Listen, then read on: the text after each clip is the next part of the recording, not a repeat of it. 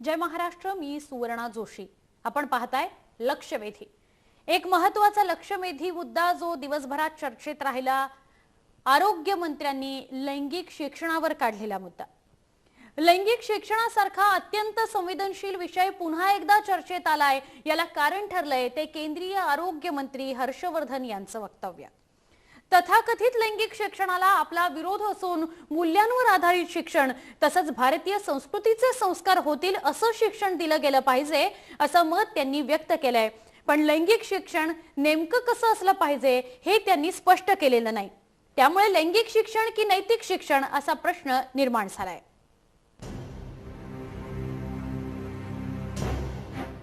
शाळांमध्ये लैंगिक शिक्षण बंद झालं पाहिजे असं मत केंद्रीय आरोग्य मंत्री हर्षवर्धन यांनी व्यक्त केलं. पण याचं समर्थन करताना त्यांनी संदर्भ दिलाय तो यूपीए सरकारनं अंमलात आणलेल्या लैंगिक शिक्षण पद्धतीला. या अभ्यासक्रमात विद्यार्थ्यांना ज्या पद्धतीनं विषय समजवण्यासाठी आकृत्या काढल्या गेल्या आहेत त्या सांस्कृतिकदृष्ट्या योग्य नसल्याचं सांगत लैंगिक शिक्षण असं असूच शकत नाही असा दावा त्यांनी केलाय. तसंच कोर्टाच्या निर्णयाचा हवाला देत त्यांनी मूल्याधारित शिक्षणावरही भर दिलाय. पण आता हर्षवर्धन यांच्या या भूमिकेवर टीका होऊ लागली है.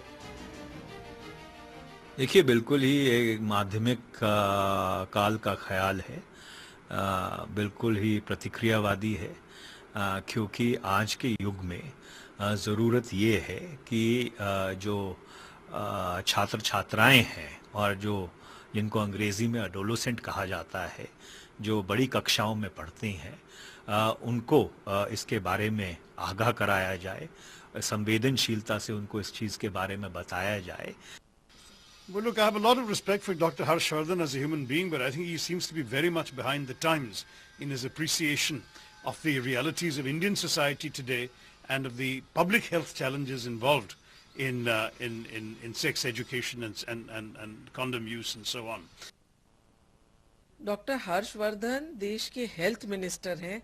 वो कोई साधु संत नहीं है, कोई मॉरल प्रीचर नहीं है कि वो इस तरह की सबको सीख दे. और उनको जो है उनका काम है लोगों की हेल्थ के लिए जो पैरामीटर्स हैं, जो गाइडलाइंस हैं, उनको इम्प्लीमेंट करें. और ये कहना कि वो लेक्चर दे के सोच रहे हैं कि वो अवेयर कर देंगे या उनके कहने से एजुकेशन जो सेक्स एजुकेशन स्कूलों में दिया जा रहा है वो बंद हो जाएगा, वो नहीं होगा. इस तरह का गैर जिम्मेदारी का स्टेटमेंट डॉक्टर हर्षवर्धन को शोभा नहीं देता age health minister.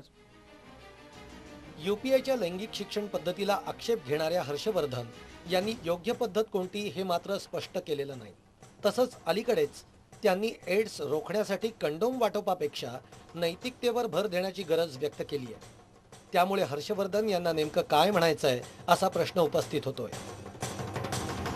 Bureau report, जय महाराष्ट्र. नेमकं केंद्रीय आरोग्य मंत्र्यांना म्हणायचंय काय?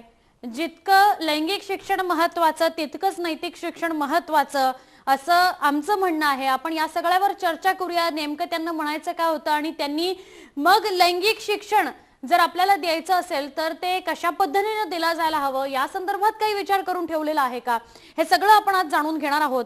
आपल्याबरोबर सुधीर मुनगंटीवार भाजपचे आमदार या चर्चेमध्ये सहभागी झालेले आहेत. डॉक्टर राजू वाघमारे जे काँग्रेसचे प्रवक्ते आहेत ते आपल्याबरोबर या चर्चेमध्ये सहभागी झालेले आहेत. डॉक्टर राजेंद्र बर्वे जे मानसोपचार तज्ज्ञ आहेत, अनेक सामाजिक संस्थांशी संलग्न आहेत आणि अनेक विषयांवर त्यांनी लिखाण केलेलं आहे. त्यांनी स्वतःची अनेक विषयांवरची पुस्तकं देखील आहेत, त्यामुळे त्यांना आपण खास करून इथे आमंत्रित केलेलं आहे. आणि बिंदू माधव खीर जे अध्यक्ष आहेत समपथिक ट्रस्टचे, जे पुण्याहून या चर्चेमध्ये आपल्याबरोबर सहभागी झालेले आहेत. आपल्या सगळ्यांचंही या चर्चेमध्ये स्वागत. सुधीर मुनगंटीवार, मी सगळ्यात आधी आपल्याकडेच येते. आपण मला सांगाल की नेमकं केंद्रीय आरोग्य मंत्र्यांना म्हणायचं काय आपल्या या सगळ्या लिखाणामधून आणि जे त्यांनी मांडलंय आपल्या डॉक्युमेंट व्हिजन मधून त्यातून? केंद्रीय आरोग्य मंत्र्यांना काय म्हणायचं यावर मी भाष्य करणं हे काही योग्य होणार नाही, कारण शेवटी मी मनकवडा नाही. त्यांच्या मनामध्ये काय भावना आहे हे मला माहित नाही. पण भारतीय जनता पार्टीचा एक सैनिक म्हणून आणि कार्यकर्ता म्हणून ज्या भूमिका पक्षाच्या स्पष्ट आहेत याची माहिती मात्र निश्चितपणे माझ्या मागे आहे. लैंगिक शिक्षणाच्या संदर्भामध्ये 23 एप्रिल 2008 ला विधानसभेत विषय मांडणाऱ्यापैकी मीही एक आमदार होतो. तेव्हा मलबार हिलचे आमदार श्री मंगलप्रभात लोढा, राष्ट्रवादीचे आजचे प्रवक्ते व राष्ट्रवादीचे आमदार नवाब मलिक, काँग्रेसचे काही आमदार आणि मी स्वतः आम्ही या संदर्भामध्ये स्थगन प्रस्ताव आणला होता. आणि तेव्हा सरकारने हे मान्य केलं का तेव्हाचे तात्कालिक मंत्र्यांनी लैंगिक शिक्षण दिलं पाहिजे असं सांगितलं. आणि लैंगिक शिक्षणाच्या संदर्भामध्ये काय शिकवलं जाईल याच्या संदर्भातली माहिती ही काही वर्तमानपत्रातून आणि काही पुस्तकातून ही विधानसभेत सादर करण्यात आली. खरं तर याबद्दलची भूमिका सरकारच्या मनातही अस्पष्ट तेव्हाही होती की शेवटी लैंगिक शिक्षण द्यायचं म्हणजे काय, लैंगिक शिक्षण काय द्यायचं ही सरकारला भूमिका समजत नव्हती. आणि त्याचा परिणाम असा झाला की 23 एप्रिल 2008 रोजी महाराष्ट्राच्या विधानसभेने एकमताने या संदर्भामध्ये समिती नेमून अभ्यास केल्याशिवाय अशा पद्धतीचे विषय पुढे आणू नये अशा एकमताने ठरवलं. अध्यक्षांनी सुद्धा त्याच्यावर शिक्कामोर्तब केलं. आता पहिली गोष्ट जी हर्षवर्धनजी सांगतात ते खरं आहे की आपल्या देशामध्ये लैंगिक शिक्षण देण्याची आवश्यकता आहे का याबद्दल याचं मूल्यमापन, चिंतन, या विषयाचा अभ्यास करणारी कुठेही काहीही आजपर्यंत चर्चाही झाली नाही, समितीही नेमली नाही. आवश्यकता आहे का? आणि ही आवश्यकता असणं आहे हे 4 लोकांनी सांगायचं का की लैंगिक शिक्षणाची आवश्यकता आहे? आणि जो 2008 मध्ये जो सिलेबस आहे हा सिलेबस घेऊन जे म्हणताय लैंगिक शिक्षण आवश्यकता आहे यांच्या कुटुंबातल्या सुद्धा मुलांना मुलींना जर हे शिकवलं त्यांनाही मान्य होणार नाही. आणि म्हणून या संदर्भातली सुस्पष्टता ही डॉक्टर हर्षवर्धन यांनी मांडली की लैंगिक शिक्षणाची खरंच आवश्यकता आहे का. तर नैतिक शिक्षण दिल्यानंतर लैंगिक शिक्षणाच्या संदर्भात आपल्या समाजामध्ये काही कौटुंबिक मार्गदर्शन केलं जायचं ना. लग्न झाल्यानंतर मांडव परतनी किंवा मोठ्या बहिणीनी अशा अनेक ज्या विषयावर आता मी विस्तृत जाणार नाही, पण ही इनबिल्ट समाजामध्ये व्यवस्था होती. पण आता नवीन लैंगिक शिक्षण देणाऱ्याचा अर्थ काय, त्याचा सिलेबस काय याच्यावर कोणीही भाष्य करत नाही. फक्त मी पुरोगामी आहे, मी प्रतिगामी नाही हे दाखवण्याचा प्रयत्न करण्यासाठी लैंगिक शिक्षण आवश्यक आहे. माझा प्रश्न आहे लैंगिक शिक्षण आवश्यक आहे म्हणजे काय शिकवायचं आहे याचं कुठं काही ठरलं आहे का? आणि नैतिक शिक्षण दिलं पाहिजे हे खरं आहे. आपण सुद्धा एड्सच्या संदर्भात आपण नैतिकतेची व्याख्या काय केली? आपण एसटी बसवर आपण एड्सच्या विरोधामध्ये जे स्लोगन गावायचो ते काय होतं? नैतिकता पाळा, कंडोम वापरा आणि एड्स टाळा. म्हणजे काय? म्हणजे कंडोम वापरणारा माणूस हा नैतिक. आपली नैतिकतेची परिभाषा ही महात्मा गांधी पासून महामानव डॉक्टर बाबासाहेब आंबेडकरांपर्यंत आणि छत्रपती शिवाजी महाराजांपासून शाहू महाराजांपर्यंत ही आपली नैतिकतेची परिभाषा नाही आहे. नाही पण सुधीर मुनगंटीवार व्यक्ती प्रतिगामी आहे का पुरोगामी आहे यासाठी म्हणून लैंगिक शिक्षण द्यायचंय किंवा नाही द्यायचंय असा हा मुद्दा आधारित नाही. मी या संदर्भात आपल्याशी पुन्हा बोलते. डॉक्टर राजेंद्र बर्वे, आपण पाहिलं की सुधीर मुनगंटीवार नेमकं काय म्हणतायत. लैंगिक शिक्षण महत्वाचं आहे शाळांमध्ये, आपल्याला असं वाटतं. नैतिक शिक्षण तर महत्वाचं आहेच, म्हणजे याला कुणीच विरोध करणार नाही, पण लैंगिक शिक्षण सुद्धा तितकंच मला पहिला मुद्दा असा म्हणायचा आहे तो असा आहे की दिवसभर आज अनेक प्रकारच्या अशा चर्चा होत राहणार आहे आणि उद्याही होत राहतील, वर्तमानपत्रातही होत राहील. एक अत्यंत महत्त्वाचा मुद्दा इकडे आहे की हा प्रश्न राजकीय आहे, याच्याबद्दल शंका नाही. म्हणजे शिक्षण, चांगली हवा, चांगलं पाणी, पोल्युशन हे सगळे राजकीय विषय आहेत, पण राजकारणाचे विषय नाही आहेत. म्हणजे हा विषय राजकारणाचा नाही आहे, हा विषय हा पॉलिटिकल आहे की काय असावं, काय देऊ नये, यातले धोरण काय असतं, पॉलिसी काय असतं. हा नक्की ज्या पक्षाची सत्ता असते त्याचा हा विषय असतो, याच्याबद्दल प्रश्नच नाही. हा एक अतिशय महत्त्वाचा मुद्दा आहे की याच्यावर कमीत कमी या मुद्द्यावरनं तरी राजकारण करू नये. म्हणजे हा पक्ष आणि तो पक्ष असं राजकारण करू नये, कारण प्रश्न याच्यामध्ये खेळ होतो तो सर्वसामान्य माणसांचा होतो. तर हा मुख्य मुद्दा आपल्या या सगळ्या चर्चेमध्ये असला पाहिजे असं मला वाटतं. दुसरा मुद्दा असा आहे की विद्यार्थ्यांसाठी जे योग्य आहे तेच होणं अपेक्षित आहे, ते कोणत्याही पक्षाकडनं. आता अर्थात आपल्याला जे चांगलं शिक्षण मिळतं ते कोणत्या पक्षाने दिलंय, कोणत्या वर्तमानपत्रांनी किंवा कोणत्या प्रकाशकांनी ते पुस्तक छापलंय हे काही महत्वाचं नसतं, त्यातले कॉन्टेंट महत्वाचे असतात. हा एक अतिशय महत्वाचा मुद्दा आहे आणि मला असं वाटतं की हा संपूर्ण बायपास होतोय. याच्याविषयी काही कोणी राजकारण केलं जात आहे याच्याविषयी कोणी बोलत नाही. हा एक मुद्दा आहे. दुसरं असं आहे की डॉक्टर हर्षवर्धन म्हणतात किंवा इतरही जे काही मुद्दे आहेत त्याच्यामध्ये ह्या गोष्टीचा निश्चितच समावेश व्हायला पाहिजे की आता खूप ठिकाणी सेक्स एज्युकेशनला, लैंगिक शिक्षणाला लैंगिक शिक्षण असं म्हणतातच असं नाही. म्हणजे लैंगिक शिक्षणातल्या लैंगिक शब्दाला विरोध आहे असं म्हणून नव्हे, तर लैंगिक शिक्षण हे एका व्हिजनचा पार्ट असतं. हे विजन काय आहे, तर आपण माणसाने जीवन कसं जगावं, कोणत्या प्रकारच्या भूमिकेतनं आपण जगत असतो, कोणत्या प्रकारची मॅन वुमन रिलेशनशिप किंवा मॅन मॅन रिलेशनशिप आपण म्हणूया, वुमन वुमन रिलेशनशिप म्हणूया, कुटुंबातल्या माणसांची कशी रिलेशनशिप असायला पाहिजे, याच्यामध्ये लैंगिक जीवन हा अत्यंत महत्त्वाचा मुद्दा असतो. आणि म्हणून आपण जेव्हा लैंगिक शिक्षण देत असतो तेव्हा आपण जीवन शिक्षण देत असतो. कसं जगावं, कसं जगू नये, त्यातले कोणते नैतिक मुद्दे आहेत, त्यातले कोणते लैंगिक मुद्दे आहेत, त्यातले कोणते बायोलॉजिकल मुद्दे आहेत, त्यातले हार्मोन्सचे मुद्दे आहेत, ते कोणत्या लेव्हलवरती कशा प्रकारे लोकांना सामोरं जावं लागतं याचा विचार करणं अतिशय महत्त्वाचं आहे असं मला वाटतं. आणि हा विषय कम्प्लिटली बायपास होतोय. जीवन शिक्षण मग त्याला नैतिक म्हणावं का काय म्हणावं हा खरोखरच दुय्यम प्रश्न आहे. तिसरा मुद्दा असं मला वाटतो की जर आपण आता त्याच्यामध्ये त्यांनी म्हटलं की आकृत्या किंवा हे काय दिसत आहेत, तर माझ्या मते भारतीय लोकांनी तरी याविषयी काही टॅबू बाळगायचं काही कारण नाही. आपण जरी कोणत्याही खजुराहोच्या मंदिरात गेलो तर ज्या पुस्तकात ज्या आकृत्या नाही आहेत ते तिकडे स्पष्टपणे काढलेल्या आहेत. त्यामुळे त्याही पेक्षा डॉक्टर मला असं वाटतं की लहानपणापासून आपण चित्र दाखवून हा पेरू आहे किंवा हा चिकू आहे असंच दाखवत आलेलो आहोत. शिक्षणाकरता व्हिज्युअल मीडियम हे अतिशय महत्वाचं असतं. म्हणजे तुम्ही चित्रातून दाखवा, चित्रफित दाखवा, वेगळ्या प्रकारे दाखवता येईल ना. खरं यातला एक छोटासा मुद्दा असा अजून आहे, तो असा आहे की हा प्रश्न राजकारणात राजकीय आहे, पण हा प्रश्न बेसिकली शास्त्रीय संशोधनाचा आहे. कसं शिक्षण मिळावं, कोणतं शिक्षण अधिक प्रभावी ठरतं, कोणी द्यावं, कसं द्यावं, पुरुषांनी द्यावं, स्त्रीने द्यावं, पालकांनी द्यावं, समाजाने द्यावं, डॉक्टरांनी द्यावं, हा शास्त्रीय संशोधनाचा, समाज मानसशास्त्रीय संशोधनाचा विषय आहे आणि तो तसाच राहिला पाहिजे एवढीच आमची अतिशय महत्त्वाची इच्छा आहे. नक्कीच नक्कीच आपण परत या सगळ्या विषयावर बोलणारच आहोत. महिला आयोगाच्या सदस्य चित्रा वाघ आपल्याबरोबर आहेत, त्याचबरोबर बिंदू माधव खिरे सुद्धा आहेत आणि डॉक्टर राजू वाघमारे सुद्धा आहेत. मी आपल्या तिघांकडेही येते. आता बिंदू माधव खिरे, आपण मला सांगाल काय आपली भूमिका आहे? लैंगिक शिक्षण जे आहे ते शाळांच्या माध्यमातून दिलं जाणं गरजेचं असं आपल्याला वाटतं. जे काही आज आरोग्य मंत्री म्हणतायत त्याच्याशी आपण सहमत आहात?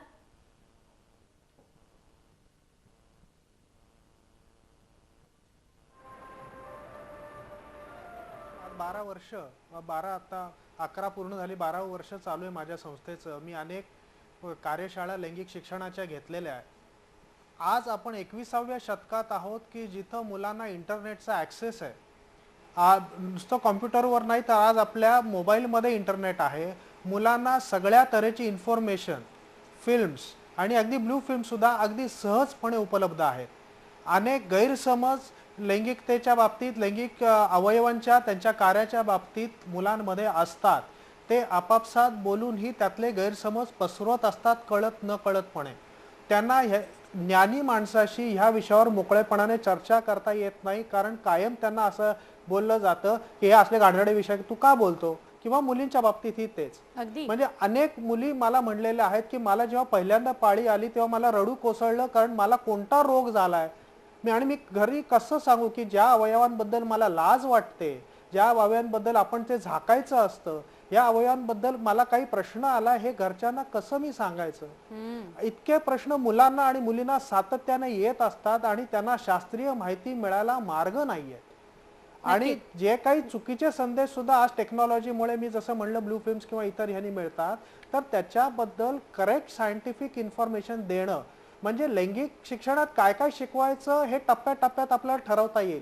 पण जसं शरीराच्या अवयवात अगदी डोळे घेतले तर डोळ्याची रचना काय, त्याचं कार्य काय, ते कशासाठी वापरतात आणि त्याची निगा कशी राखायची, या 4 गोष्टी आपण जशा शरीराच्या अवयवातल्या जनरली बघतो तसं जननेंद्रियांकडेही तेवढ्याच सहजपणे मुलांना बघता आलं पाहिजे. ही लाज, भीती, शरम आणि आपण काहीतरी चुकीचं बोलतोय, काहीतरी घाणेरडं बोलतोय, ही मनातली भावना गेली पाहिजे. नक्कीच, आणि त्याच्यासाठी ती आपण अशाच स्वरूपाच्या शिक्षणामधून जाऊ शकते असं आपल्याला वाटतं. मी पुन्हा येईन आपल्याकडे. डॉक्टर राजू वाघमारे, आता सुधीर मुनगंटीवार बोलताना असं म्हणाले की लैंगिक शिक्षण किंवा लैंगिकतेविषयीची जी माहिती आहे ती घरांमधून, नातेवाईकांमधून, आपल्या मोठ्या बहिणीकडनं, भावाकडनं सुद्धा मिळू शकते, पण तसं होताना आपल्या समाजामध्ये अजिबात दिसत नाही. मोकळेपणाने आई वडील सुद्धा आपल्या मुलांशी बोलताना दिसत नाहीत या मुद्द्यांवर. लैंगिक शिक्षण शाळेमधनं जर जात असेल तर ते अधिक योग्य असं आपल्याला वाटतं की आपण आरोग्यमंत्री जे म्हणाले त्याच्याशी ते जे काही म्हणतायत त्याच्या बाबतीत सहमत आहात? सुवर्ण कसं आहे की आरोग्यमंत्री जे म्हणतायत ते 25 वर्षापूर्वी किंवा अजून 40-30 वर्षापूर्वी असं म्हणाले असते तर एक भूमिका वेगळी होती. जर तुम्ही आजकालची परिस्थिती बघितलीत तर लहान मुलं जी आहेत ती या इलेक्ट्रॉनिक माध्यमाच्या स्वरूपातून फार मोकळेपणाने या सगळ्या गोष्टींना एक्सपोज होतात आणि ते एक्सपोज त्या गोष्टींना झाल्यामुळे त्यांच्या मनावर जो परिणाम होतो किंवा त्यांच्या मनात जे प्रश्न उद्भवतात त्या प्रश्नाला कोणीही उत्तर द्यायला तयार नसतं.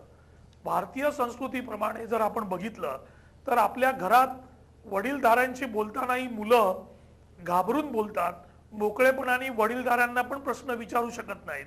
मग त्या मुलांनी काय करायचं? जर तुम्ही बघितलं 2007 साली वुमेन मिनिस्ट्री आणि चिल्ड्रन डेव्हलपमेंटने एक सर्वे केलेला.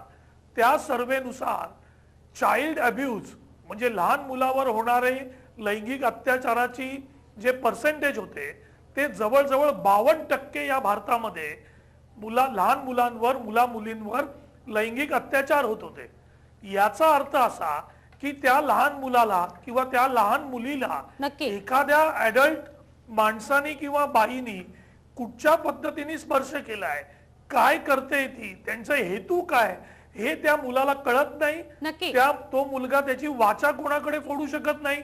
अशा पद्धतीचं जेव्हा वातावरण तयार असतं त्यावेळी त्या मुलांना, त्या बालकांना याबद्दलची माहिती किंवा याबद्दलचं एक शिक्षण देणं गरजेचं आहे. नक्की अशा प्रकारचं शिक्षण देणं गरजेचं आहे. राजू वाघमारे, आपण या सगळ्या विषयी अधिक बोलूया. चित्राताई, मी आपल्याकडे सुद्धा येते, मात्र ब्रेकची वेळ झाली. एक छोटासा ब्रेक घेऊन आपण याच मुद्द्यावर परत येऊ.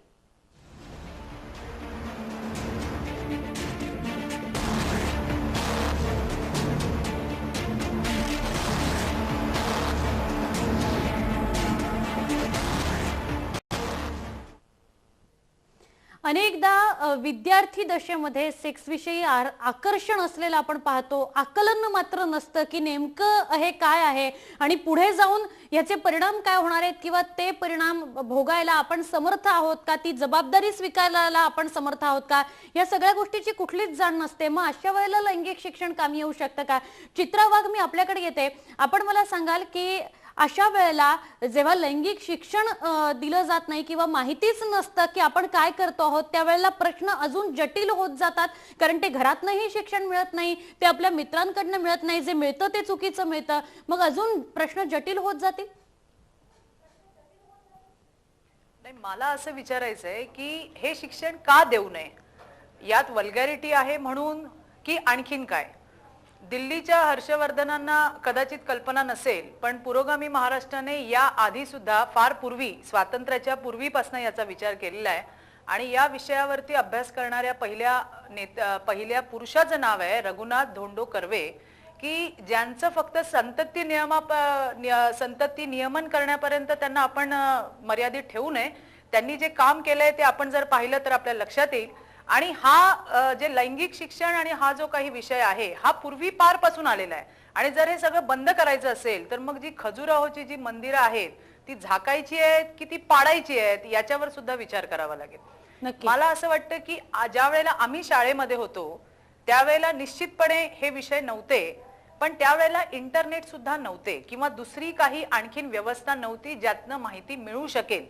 परंतु आज जर आपण, मी तुम्हाला सांगते सुवर्णा, की बीएड आणि डीएड याचं शिक्षण घेणाऱ्या जे विद्यार्थी आहेत, जे अध्यापक होतात, प्राध्यापक होतात पुढे जाऊन, त्यांच्यासाठी बाल मानसशास्त्र म्हणून एक विषय असतो, ज्यामध्ये असं आहे की मुलांना जर कुठल्या गोष्टीची क्युरिओसिटी असेल तर त्यांचं निराकरण कशा पद्धतीने करायला हवंय आणि जर ते नाही करता आलं तर ती मुलं चुकीच्या दृष्टीने कुठेतरी चुकीच्या वळणावरती जातात.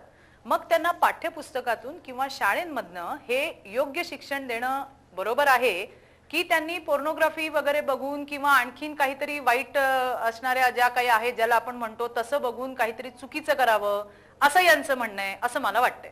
नक्की. सुधीर मुनगंटीवार, आता आपण काय म्हणाल या सगळ्यानंतर? एका बाजूला आपण बघतोय की लैंगिक शिक्षण देऊ नये किंवा त्यामध्ये डायग्राम्स असू नयेत, चित्र दाखवली असू नये ज्यामुळे कुठेतरी वेगळा परिणाम विद्यार्थ्यांवर होईल असं जर त्यांचं म्हणणं असेल तर मग त्यांनी असे कुठले पर्याय सुद्धा दिलेले नाहीत की लैंगिक शिक्षण नेमकं द्यावं कसं. आणि ज्या मूल्य शिक्षणाविषयी ते बोललेत डॉक्टर हर्षवर्धन, मूल्य शिक्षण आपण ऑलरेडी आपल्या अभ्यासक्रमामध्ये ठेवलेलंच आहे, ते आत्ताही दिलं जातं. आता श्री संत चक्रधर स्वामीच्या त्या हत्तीच्या गोष्टीसारखं होत आहे. ज्याच्या हाताला सोंड आली तो सोंडेचा आकाराचा हत्ती समजत आहे, ज्याच्या हाताला पाय आला तो पायाच्या आकाराचा हत्ती समजत आहे. खरं तर आपण प्रत्येकाचं मत ऐकलं आता या चर्चेमध्ये. आता चित्राताई म्हणाल्या की आपल्या पौराणिक इतिहासामध्ये याचे संदर्भ आहे किंवा जेव्हा इंटरनेट नव्हतं तेव्हाही शिक्षण दिलं जात होतं. आता प्रत्येक जण आपली भूमिका मांडताना लैंगिक शिक्षण देणं म्हणजे काय याबद्दल स्पष्टता कोणाच्याही मनात दिसत नाहीये. खरं तर बायोलॉजीमध्ये आपण काही गोष्टी शिकवतो शरीराच्या अवयवाच्या. अमेरिकेचा एक सर्वे झाला. अमेरिकेमध्ये लैंगिक शिक्षण सहजपणे देण्याची पद्धत आहे. मग त्याच्यानी त्या ठिकाणचे काय बलात्कार कमी झाले, लहान मुलांवरचे अत्याचार कमी झाले. प्रश्न असा आहे की आता चक्रधर स्वामीच्या हत्तीसारखं प्रत्येक जण बोलताय. काँग्रेसचे नेते राजू वाघमारेजी म्हणाले. मग 23 एप्रिल 2008 मध्ये विधानसभेत एकमताने लोकांनी ठराव केला जेव्हा लैंगिक शिक्षणात काय शिकवलं जाणार आहे या संदर्भातली कागद वर्तमानपत्राच्या माध्यमातून आमदारांना उपलब्ध झाली. आणि म्हणून जोपर्यंत याची स्पष्टता ही आपल्याला जी कागद उपलब्ध झाली असं तुम्ही म्हणताय त्याच कागदांवर त्यांनी आक्षेप घेतलाय. त्यांनी असं म्हटलंय की युपीएच्या काळामध्ये जसं लैंगिक शिक्षण दिलं जावं असं म्हटलं गेलंय ते चुकीचं आहे. असे डायग्राम्स आणि अशा प्रकारे जे लैंगिक शिक्षण दिलं जाणार आहे चित्रांच्या माध्यमातून ते दिलं जाऊ नये असंच त्यांचं म्हणणं आहे. माझं नाही, तेव्हा विधानसभेने एकमताने ठराव केला. म्हणजे तेव्हा काँग्रेसचे आमदार, राष्ट्रवादीचे आमदार, माझ्याकडे रेकॉर्ड आहे, शशिकांत शिंदेजी असेल, नवाब मलिक असेल, तेव्हा काँग्रेसचे अनेक मंत्री यांनी सुद्धा याच्यावर आक्षेप घेतला की ज्या पद्धतीचं लैंगिक शिक्षण सरकारच्या मनात आहे हे लैंगिक शिक्षण देण्याची आवश्यकता नाही. आपल्या समाजामध्ये आपण जसं एका आपल्या चर्चेत सहभागी असताना माननीय व्यक्तींनी सांगितलं की मासिक धर्म आहे तो शिकवला पाहिजे. आपल्याकडे मासिक धर्म मध्ये जेव्हा एखादी मुलगी यायची तेव्हा ते कुटुंब त्याला एक संस्कार म्हणून याचाही कार्यक्रम करण्याची पद्धत ही समाजामध्ये अनेक वर्गामध्ये आहे. कारण मासिक पाळीच्या संदर्भात तिला स्पष्टपणे त्याच्यातलं ज्ञान प्राप्त व्हावं ही आपल्याकडे पद्धतच आहे. लग्नानंतर बिहार, सुधीर मुनगंटीवार, मी येते पुन्हा आपल्याकडे. डॉक्टर राजेंद्र वर्वे काहीतरी बोलतात याच मुद्द्यावर. मला वाटतं की आता ते म्हणाले की अशा प्रकारे तिला शिक्षण, पण या आपल्या समाजामध्ये आपल्या कुटुंबामध्ये त्या स्त्रीला ती अस्वच्छ आहे, घाणेरडी आहे म्हणून ते तिला बाहेर ठेवण्याची वृत्ती होती ना. आणि या मुलीच्या मनामध्ये कायमच अशी भावना निर्माण होते की काहीतरी अस्वच्छता, काहीतरी पाप घडतंय. आता पाप, अस्वच्छता ह्या गोष्टी व्हॅल्यू एज्युकेशनच आहेत. आता जे म्हणाले मुनगंटीवार की तरी सुद्धा बलात्कार होत आहेत का, कारण मुद्दा हा सेक्स एज्युकेशन आहे. सेक्स एज्युकेशन फक्त नाहीये ना, ते व्हॅल्यू एज्युकेशन आहे. माणसाने कसं जगावं याचं शिक्षण द्यायला पाहिजे. ह्याच्यामध्ये काही लैंगिक शिक्षण दिलं म्हणून बलात्कार वाढलेले नाहीयेत. अमेरिकेचं उदाहरण देण्याऐवजी मला असं वाटतं की महाराष्ट्रातली किंवा देशातली काही उदाहरणं अशी आहेत का तर ती देणं गरजेचं आहे. कारण सगळ्याच पातळ्यावर हे दोन्ही देश एकमेकांशी खूप वेगवेगळे आहेत. दुसऱ्या देशाची आपल्याला तुलना करण्याचं काहीच कारण नाही. आपल्या देशात आपण कसं देणार आहोत ह्याचा आपण विचार करायला पाहिजे. ह्याकडे संशोधन व्हायला पाहिजे. या गोष्टीचं विचार करून संशोधन व्हायला पाहिजे. आपल्याला असं वाटतं की हे डायग्राम्स आणि हे ज्याचा उल्लेख त्यांनी जाणीवपूर्वक केलेला आहे की तसं दिलं जाऊ नये, आपल्याला असं वाटतं की ह्याने काही खूप फरक पडणार आहे, उलट जास्त एज्युकेट होतील विद्यार्थी. मला असं वाटतं की असं जर करायचं असेल तर सायन्सच्या विज्ञानाच्या पुस्तकातनं सगळे डायग्राम्स काढावे लागतील ना. म्हणजे कोणतेही डायग्राम्स, आता ते म्हणत की बायोलॉजीचं शिक्षण ते पण आपल्याला काढून टाकावं लागेल. बायोलॉजी प्रत्येकाचा नसतोच विषय. म्हणजे नाही, माझं म्हणणं असं आहे की एखादी डायग्राम चित्र का काढली जातात, एखादी गोष्ट समजावी म्हणून, सोपी जावी म्हणून तक्ते असतात किंवा फक्त पुस्तकात चित्र असतं असं नाही की ध्वनिफिती असतात, चित्रफिती असतात, ह्याच्याविषयी उल्लेख आपल्याला करता येईल. आता बिंदू माधव म्हणाले त्याप्रमाणे ते एक चित्रातही म्हणाले त्याप्रमाणे ते तुम्हाला इंटरनेटवरती मिळत आहे. आणि जेव्हा मिळत नाही तेव्हा तुम्ही चुकीचं शिक्षण घेता. ह्याच्यावरची पुढची गोष्ट अशी आहे की हे शिक्षण चुकीचं आहे हेही कळत नाही ना. आपण शिकलेलो आहोत, आपल्याला काहीतरी नवीन कळलं, हे शिक्षणच नाहीये, ही देखील गोष्ट मुलांना कळलेली नसते. त्यामुळे या बाबतीतलं अत्यंत स्पष्ट मुलांपर्यंत ज्ञान मिळवणं, ज्ञान पोचवणं महत्वाचं आहे. आणखी एक छोटासा मुद्दा आहे की आपण सातत्याने लैंगिक शिक्षणाच्या विषयी बोलत असताना we talk about genitals, we don't talk about sex. आपण फक्त लैंगिक अवयवापुरतंच का लैंगिक शिक्षण मर्यादित ठेवलंय? आपण रिलेशनशिपमध्ये का ते त्याचं केलेलं नाही? कारण आपल्या कुटुंबामध्ये ते आपण म्हणूया की आपल्या समाजामध्ये म्हणूया की पुरुष आणि स्त्री यांच्या संदर्भामध्ये लैंगिक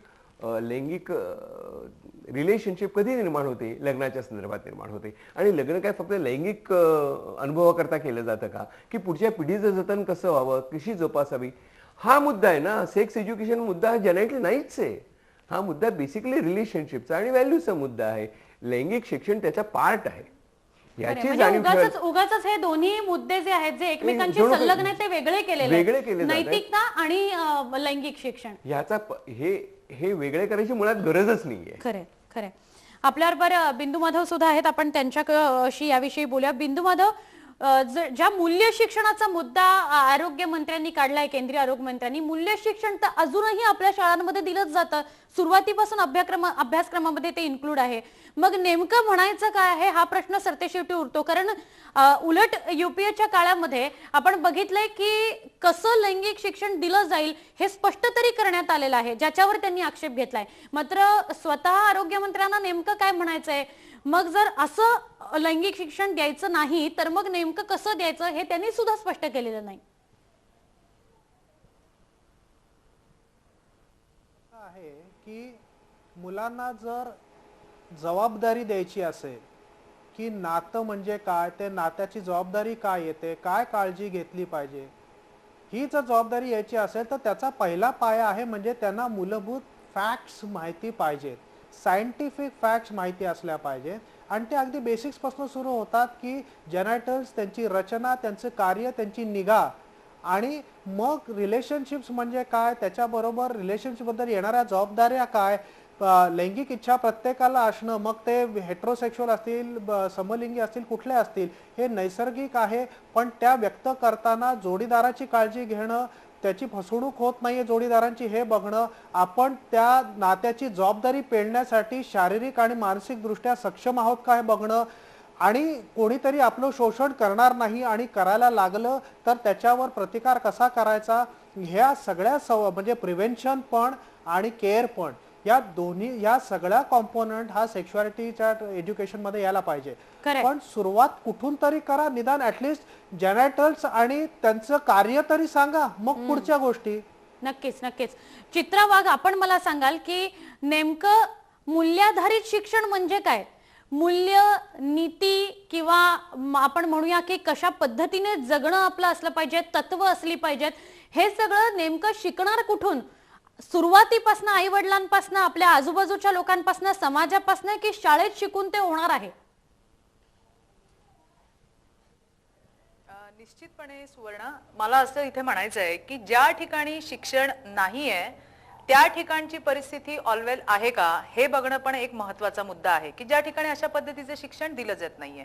आज ब्रिटन सारख्या जर देशामध्ये जर आपण बघाल तर तिथं या अत्याचाराचं प्रमाण पण कमी आहे, स्त्री पुरुष समानता आहे आणि त्यांनी ती मनापासून स्वीकारलेली आहे. तर या गोष्टींचा सुद्धा आपल्याला कुठेतरी विचार करावा लागेल. मला असं वाटतं की लैंगिक शिक्षणाला विरोध करणारी लोक लैंगिक शिक्षण, मोरॅलिटी आणि कल्चर या तिघांची खिचडी करून आपल्या समोर ठेवतात असं मला वाटतं की ज्या या भारत देशामध्ये राम जन्माला आला त्याच ठिकाणी आपल्या सख्या भावाची बायको पळवणारा बाली सुद्धा जन्माला आलाय. मग आता मला राम व्हायचंय की बाली व्हायचंय हे संस्कृती म्हणून मी माझा त्याचा विचार करेन, आणि मला बाली नाही तर मला रामच व्हायचंय हे जर मला कोण पटवून देणार असेल तर ती शिक्षणाची पद्धत आहे. मला इथे पुन्हा हेच तुम्हाला सांगायचे की हे शिक्षण मुलांना देणं अतिशय गरजेचं आहे. नक्की. डॉक्टर राजू वाघमारे, आपण काय सांगाल या सगळ्या चर्चेनंतर?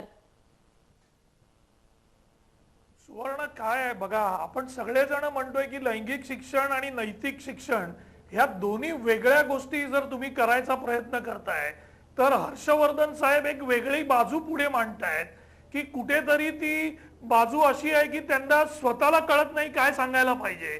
जर तुम्ही पूर्ण समाज आत्ताचा बघितलात तर 12व्या 13व्या वर्षी लहान मुलं आज प्युबर्टी मध्ये येत आहेत. ते प्रमाण पूर्वीच्या एज पेक्षा कितीतरी अगोदर झालेलं आहे. मग त्या वयामध्ये तेवढी समज असते का? त्या वयामध्ये ते एक्सपोजर जे त्यांना मिळतंय त्याचा परिणाम ते कसा करतील? ह्या सगळ्या गोष्टीचा विचार कोण करताना दिसतच नाहीये. आपण ज्यांना आरोग्य मंत्री केलंय त्यांना हे कळायला पाहिजे की कुठच्या वयामध्ये लोक प्युबर्टीला मुलं येत आहेत, त्यांच्या भावना काय असतील, त्यांना त्या गोष्टी कळतील की नाही, आणि हे सांगण्याची जबाबदारी कोणीतरी उचलायला पाहिजे. समाज म्हणून ती जबाबदारी जर शाळेने उचलली नाही तर आई वडील उचलतीलच किंवा त्या पद्धतीने सांगू शकतील की नाही याच्यात शंका आहे. कारण आई वडिलांचं शिक्षण, त्यांचं कल्चर, हा फरक तिकडे आला. म्हणजे समाजातून शाळेमधून ही जबाबदारी स्वीकारली तर याच्यातून चांगल्या गोष्टी होतील. कुठेतरी चाइल्ड अब्यूज कमी होईल. लैंगिक शिक्षणाचा हेतू फक्त हा नाही की त्यांना तुम्ही सांगा की काय लैंगिकता आहे, म्हणजे याचा हेतू हा आहे की त्याच्यामधून होणारा चाइल्ड अब्यूज आहे, त्याच्यातून होणारे रेप्स आहेत, त्याच्यातून होणारी अनवॉन्टेड प्रेग्नन्सी आहे, ह्या सगळ्या गोष्टी आहेत, पसरणारे वेगवेगळे रोग आहेत. या सगळ्याचा सारासार विचार हा लैंगिक शिक्षणामध्ये मोडतो. आणि आपण काय करतोय की आपल्या कल्चर प्रमाणे कोणी त्या वस्तूला हात लावायला तयार होत नाहीये. आणि मला तरी असं वाटतंय की हर्षवर्धन साहेबांसारखे लोक जर आले तर हे RSSचा अजेंडा तर पुढे टाकत नाहीयेत. कुठेतरी देशाला परत तुम्ही मागे घेऊन जाण्याचा प्रयत्न करताय. लैंगिक शिक्षण बंद करायचं तर तुम्हाला इंटरनेट बंद करावं लागेल, तुम्हाला फिल्म्स बंद कराव्या लागतील. नक्की. मला असं वाटतं की कुठला अजेंडा घेऊन हे सरकार जातंय याविषयी सुधीर मुनगंटीवार जास्त सांगू शकतील. जनतेच्या इच्छा आकांक्षा पूर्ण करण्याचा अजेंडा घेऊन हे सरकार चाललं आहे. आता यांना वाटतं RSSचा अजेंडा, 65 वर्ष यांचा काय महात्मा गांधींचा अजेंडा वापरला असता तरी यांना सत्तेतून दूर जायची पाळी आली नसती. महात्मा गांधींचा अजेंडा होता की दारू मुक्त देश करायचा. हे दारू विकणाऱ्यांचं सरकार आहे. हे आमचे राजू वाघमारे जी काँग्रेस पक्षाचे सदस्य आहे, हे सदस्य होताना 5 रुपयाची पावती फाडताना त्या पावतीच्या मागे लिहिलं असतं की दारू मी आयुष्यात पिणार नाही, पण हेच दारू विकायसाठी काँग्रेसचं सरकार काम करतं. आणि म्हणून अजेंडा RSSचा आहे, अजेंडा RSSचा आहे की महात्मा गांधींचा आहे. हे म्हणून आपल्या पक्षाचं काय 65 वर्ष या देशामध्ये परिस्थिती आणली माहित आहे. नाही, पण सुधीर मुनगंटीवार मी आपल्यालाच प्रश्न विचारते. 8वी 9वी मध्ये अनेक मुली आई म्हणजे आपण म्हणूया त्या गरोदर राहिलेल्या आपण पाहिलेल्या आहेत. हे प्रकरण वाढतंय, प्रेम प्रकरण वाढतायत, बलात्काराची प्रकरण वाढतायत खूप कमी वयामध्ये. हे कशामुळे होतंय? जर लैंगिक शिक्षण वेळेत त्यांना मिळालं तर त्या संदर्भात आकर्षण राहणार नाही आणि कुठेतरी ह्याचं प्रमाण 1-2% का होईना कमी होईल असं नाही वाटत? असा याचा संबंध नैतिक शिक्षणाशी आहे. जर याचा संबंध लैंगिक शिक्षणाशी आहे असं म्हणतं तर मग अमेरिकेत लैंगिक शिक्षण दिल्यानंतर असे प्रसंग का ओढवतात? नाही, फक्त नैतिक शिक्षणाशी आहे की मला असं वाटतं नैतिक आणि लैंगिक दोन्ही शिक्षणाशी तो निगडीत प्रश्न आहे. आपण कन्फ्युज्ड आहात. आपण लैंगिक शिक्षण ज्या संदर्भात लैंगिक शिक्षण आवश्यकता आहे असं सांगत आहात ते आता शिक्षण क्षेत्रामध्ये आहे. 2007-8 मध्ये ज्या लैंगिक शिक्षणाची चर्चा ही केंद्रीय मंत्र्यांनी काँग्रेसच्या केली होती त्याला काँग्रेसच्याच नेत्यांनी विरोध केला होता. आपण ज्या संदर्भात डॉक्टर राजेंद्र बर्वेजी सांगताय, डॉक्टर राजेंद्र बर्वेजींची पुस्तके मी स्वतः वाचली आहे. आणि ते शिक्षण आज चित्ररूपाने बायोलॉजी मध्ये किंवा विविध विषयामध्ये शिकवलं जातं. पण ज्याला डॉक्टर हर्षवर्धननी लैंगिक शिक्षणाला विरोध केला तो 2007-8 मध्ये केंद्रीय मंत्र्यांनी ज्या संदर्भामध्ये सूतोवाच केलं त्या लैंगिक शिक्षणाबद्दलची चर्चा आहे. नक्की आपण मासिक त्याच धर्माबद्दल विषयी शिक्षण बोलतोय. दिलं पाहिजे का? सुधीर मुनगंटीवार आपण त्याच विषयी बोलतोय. डॉक्टर राजेंद्र बाबा, खरंच असं वाटतं की आपण कन्फ्युज स्टेट मध्ये चर्चा करतोय? मला वाटतं की त्यांचं जर आपण स्टेटमेंट बघितलं तर त्या स्टेटमेंटमध्ये दोन गोष्टी मला महत्त्वाच्या वाटतात. एक त्यांनी असं म्हटलंय क्रुडिटी आणि graphic representation of culturally objectional symbols असं त्यांनी म्हटलंय.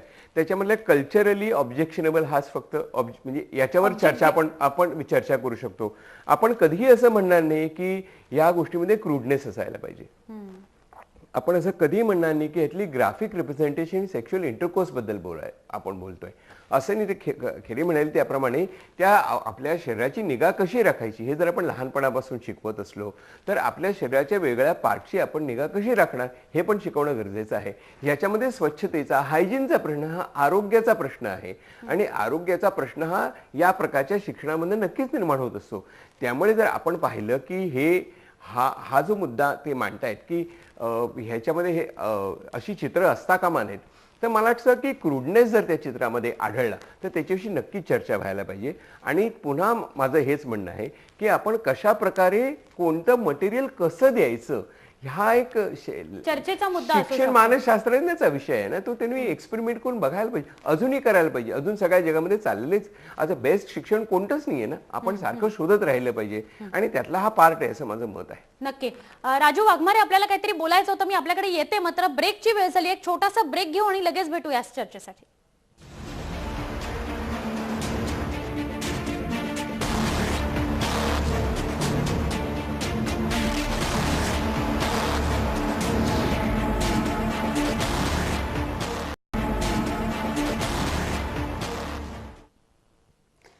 लक्षवेधीच्या शेवटच्या भागामध्ये आपण आहोत आणि आपल्या सगळ्यांकडे मी एक प्रश्न घेऊन येणार आहे.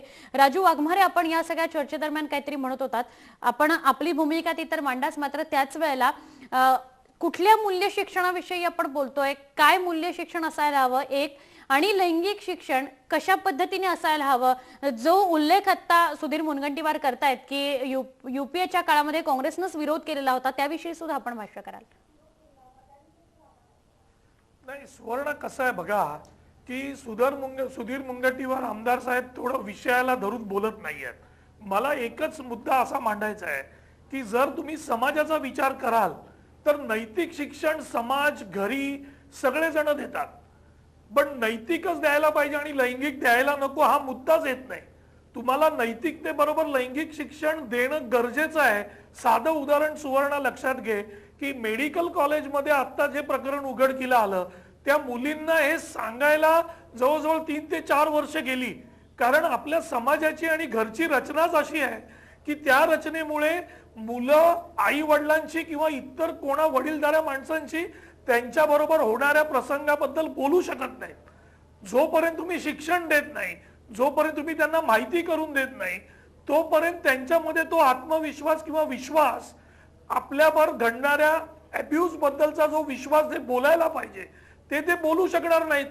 आणि शिक्षणाशिवाय ही गोष्ट होणार नाहीये. आपण उगाच ते म्हणतात ना की आपण नको त्या गोष्टीचा भाऊ जर हर्षवर्धन सारखे जर लोक करत असतील तर ते चुकीचं आहे. आत्ताचा समाज, आत्ताची जडणघडण ह्याचा विचार करणं फार गरजेचं आहे.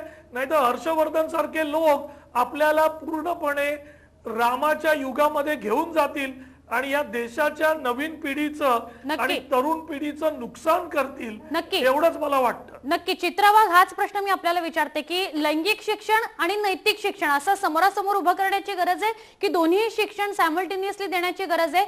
कशा पद्धतीने द्यायचं यावर नक्कीच विचार होऊ शकतो.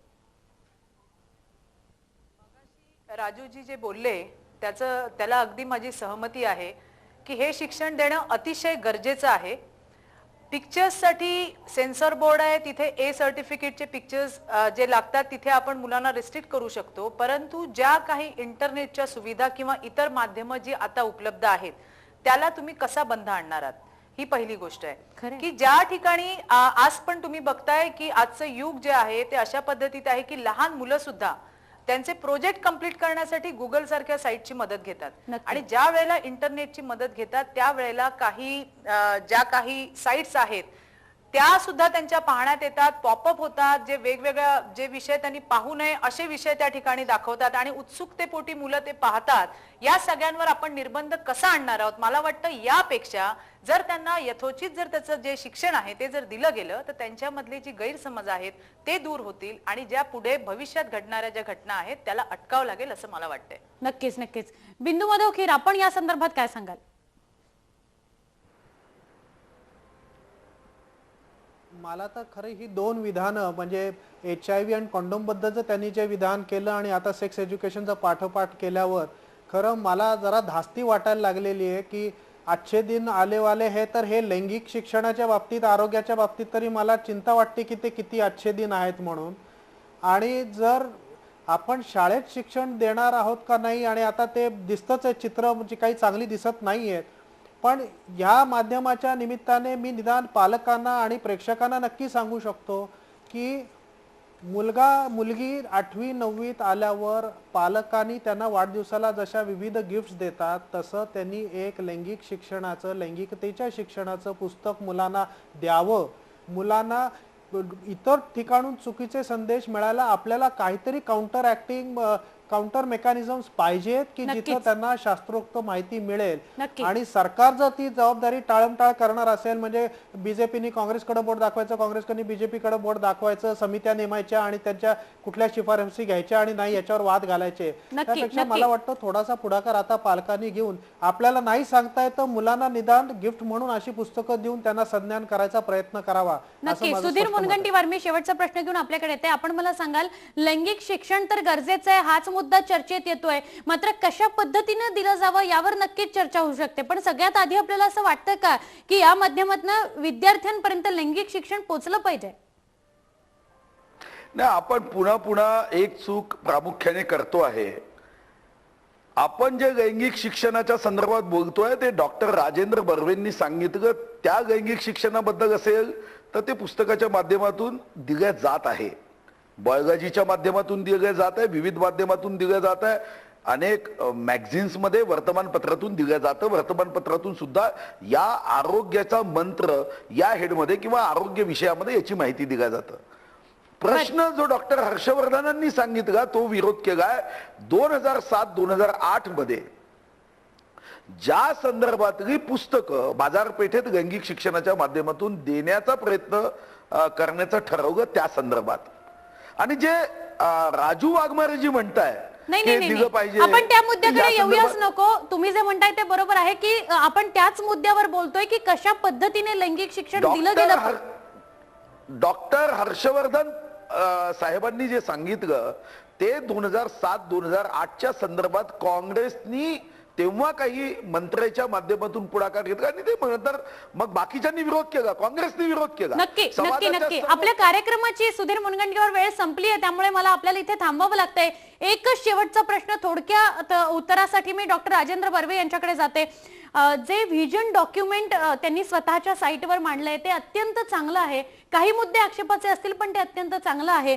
त्यातला हा एक पार्ट आहे जो आक्षेपार्ह ठरला, जो वादाचा ठरला. आपण त्याविषयी थोडक्यात काय सांगाल? मला असं वाटतं की त्यांचं जे व्हिजन डॉक्युमेंट वाचल्यानंतर आपल्या लक्षात येतं की फर्स्ट टाइम असं काहीतरी आपल्याला वाचायला मिळालं असं एक मला जाणीव झाली की त्यामध्ये एक होलिस्टिक अप्रोच आहे, वेगवेगळ्या प्रकारच्या पॅथीज आहेत, आपल्या इंडियन कल्चरच्या व्हॅल्यूज कोणत्या आपण अफोर्ड करायला पाहिजेत, कोणत्या महत्त्वाच्या आहेत आणि यातनं या सगळ्या हेल्थशी कसं कनेक्टेड आहे आणि त्याच्यामध्ये शिक्षण आहे, त्याच्यामध्ये वेगळ्या प्रकारच्या सिस्टीम्स एकत्र आणून आपण दिलं पाहिजे. आणि मला अतिशय महत्त्वाचा मुद्दा वाटतो की जो या निमित्ताने पुढे नेता येईल असं की याच्यामध्ये विद्यार्थ्यांचा सहभाग कसा करून घ्यायचा आणि विद्यार्थ्यांना कसं एक हेल्थ एजंट्स म्हणून आपण क्रिएट करू शकतो, हा अतिशय महत्त्वाचा मुद्दा आहे. फक्त मला असं वाटतं की या अजून रिसर्च व्हायला पाहिजे.